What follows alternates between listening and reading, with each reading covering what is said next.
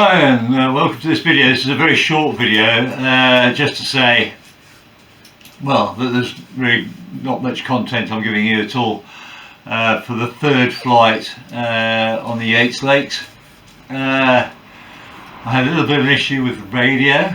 I'll put a little clip on just now. You'll just see that apparently it was intermittent, and I found an issue later on an aerial connection. So here you go, have a little look at that.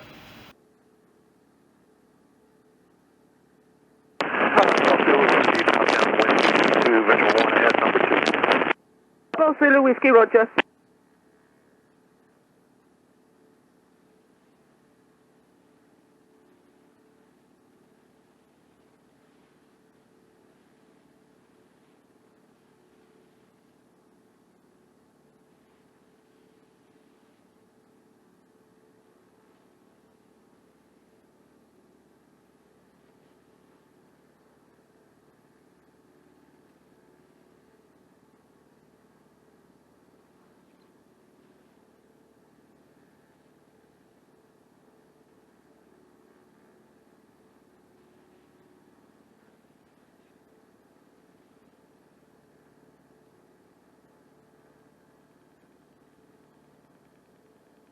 Crema Radio, this is Golf Charlie Mike, Uniform Tango Radio check.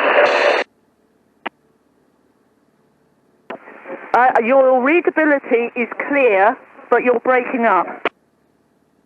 Sorry, I don't understand how I can be clear, but breaking up. Yeah, I don't understand it either, and I don't have a squelch on here. Yes, I don't understand the description of being clear and breaking up the Golf Uniform Tango. Golf Uniform Tango, I get 3 words, and then I miss the next one, and then I get the next word. Roger, okay. Golf November Echo, final 2-3 for landing. Golf November Echo, wind is 251 degrees at 4 knots.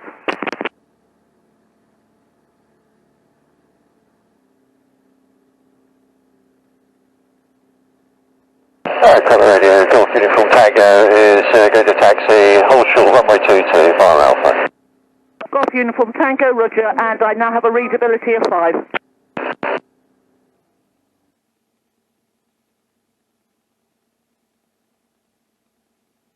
Crema Radio, Golf Uniform Tango, entry running up runway 22. Golf Uniform Tango, wind is 253 degrees at 7 knots. Golf Uniform Tango.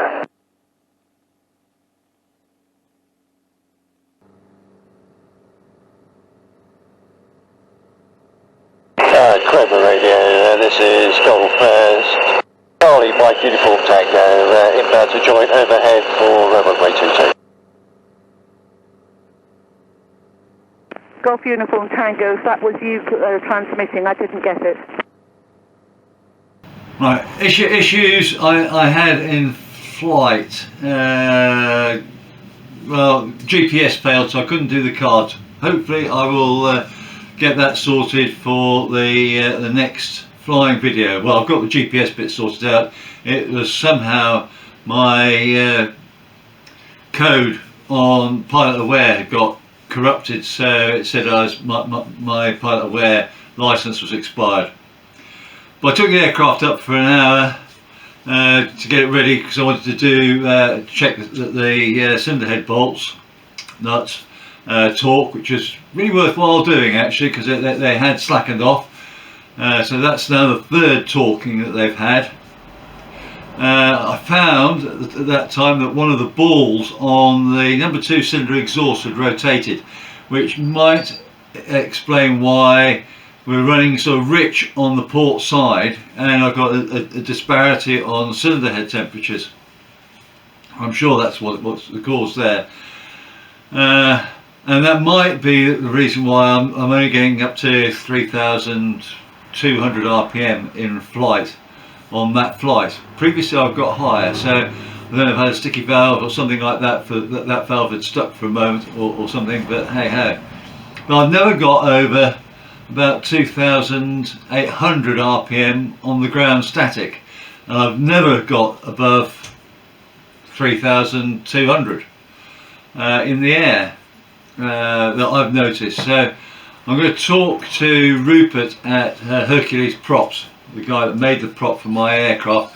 The prop I've got is the same as he's got on his Aero V engine, which is on another biplane, which has similar performance and similar weight.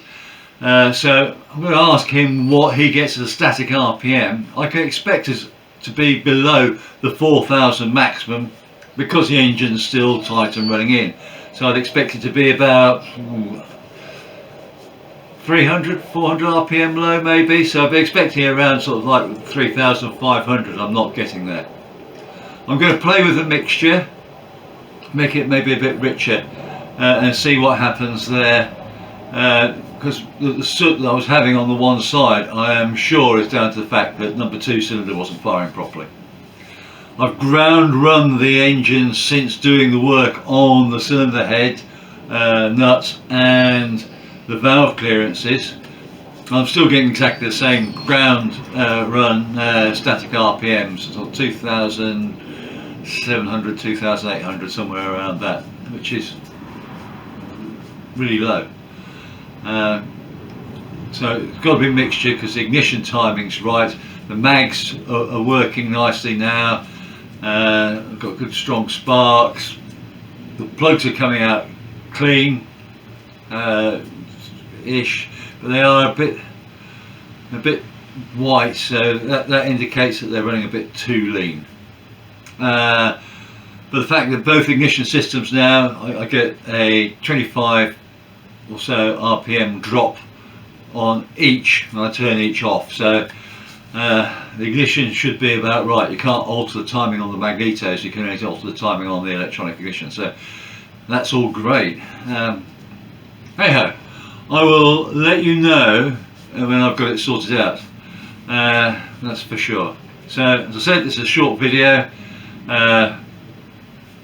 You've seen the radio problem, which I did find out the cause, and I hope you'll stick with us, and I hope also that next time I get to fly the aircraft, I'll get that test card and show you how I go through the test card for it.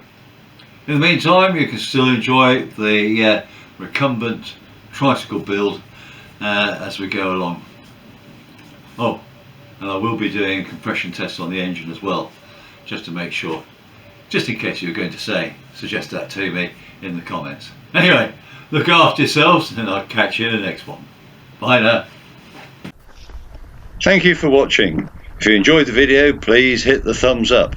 You can subscribe or even hit the little bell notification for future videos. Any comments would be appreciated, and I'll try to get back to you as soon as I can. Remember, go fly and feel the sky.